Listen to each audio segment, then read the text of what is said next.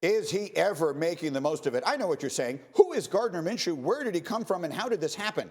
Well, he was the 10th quarterback taken in the draft this year. He led the Pac-12 in passing last season. Actually, only Dwayne Haskins threw for more yards in the entire country than he did last year. Now, that came after he played 2 years at East Carolina, originally committed to Nick Saban with the intention of becoming a graduate assistant at Alabama. Instead, he is now setting the National Football League on fire, and he's got the Jaguars back and going. So I'll start with you, Mark Sanchez, because you touched on it during the highlight, but let's talk a little bit more about it. You are seeing rapid growth in this kid in just 3 games. I really am. He's different from this kid that we saw at Washington State. He's not a dink and dunk guy. He felt the rhythm of that game, understood his situation, understood they got a turnover early. He pushes the ball downfield. He looks comfortable. What are we seeing in Gardner Minshew right now, Lewis? You're seeing just a high degree of efficiency in some of the most important situations, whether it be third down, red area, at the end of games when teams are blitzing him and getting after him, and you know that they're going to have to throw the football.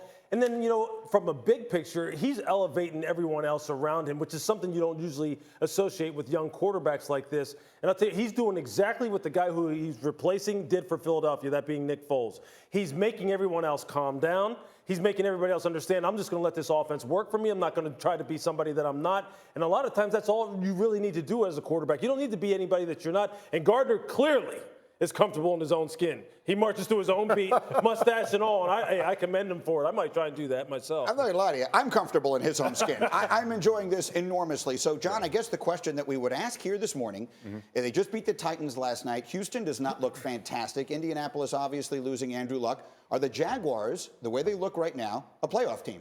Yes, they are. The Jaguars can win their division. You win the division, you're hosting a playoff game.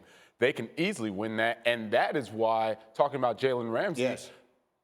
2 talking heads, Doug Marrone, Tom Coughlin, need to sit down with him, and they need to say, look, how do we figure this out and move forward? Because he's too good of an asset for them to just lose him in a trade. The reason they're going to get so much for him is because he's such a good player. So keep him on your team, go out, win the division, and then see what happens in the playoffs. Numbers say he didn't have a great night last night, but Bobby, you talked about how good their defense is. They get after the quarterback like crazy. How much of that comes from having the guy out there who can play on an island like that? Oh, a big portion of it. Now, they get after the quarterback, and a great pass rush will always cover up an average pass defense, but that's not the case in Jacksonville. And all you have to do is go back and look at what he had done last year to Tyreek Hill, one of the best receivers in the game.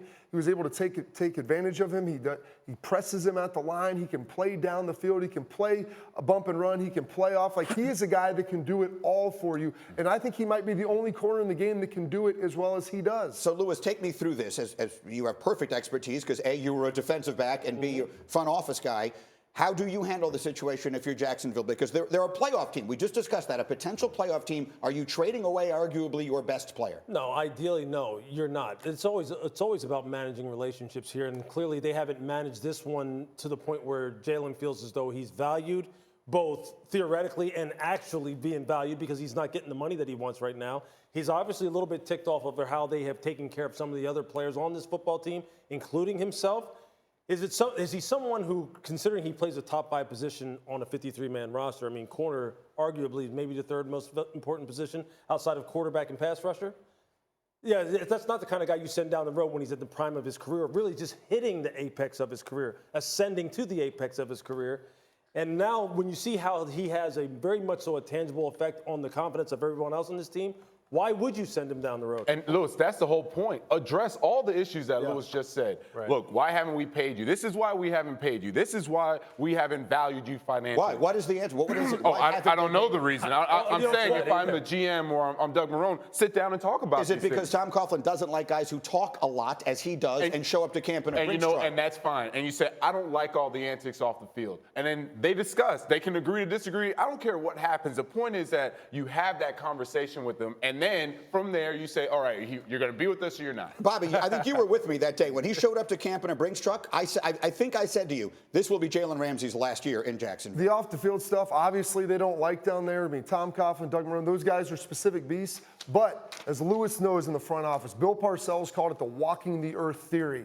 There are not many human beings who are 6-foot-plus corners that are walking the earth and are able to do the things he can do athletically. You just can't find them. And it's, and I would caution us to, like, not use the term off the field stuff with Jalen Ramsey, because off the field he's not getting in correct. trouble. Yeah. See, what this He's is, a what this personality. This is that, exactly what this is just a matter of, do I like you? Correct. Are you the kind of guy that I want to pay money to, and do I really want to put up with your individuality? This is not off the field stuff, because the kid doesn't get in trouble. Doesn't do anything. 100%. Practices hard, That's right. plays hard. Let's make clear what we were talking about. He does interviews in which he criticizes every other team's quarterback. Right. He shows up to camp in a Brinks truck. It's not dangerous, and it's not a terrible thing. frankly but fun. it's something a guy like Tom. kinda fun. Yes, I think it's fun. You think it's fun. I know Tom Coughlin. He doesn't think it's fun. No, not at all. Tom, Not at all. Tom, not big on fun. Thanks for watching ESPN on YouTube. For more sports, highlights, and analysis, be sure to download the ESPN app. And for live streaming sports and premium content, subscribe to ESPN Plus right now.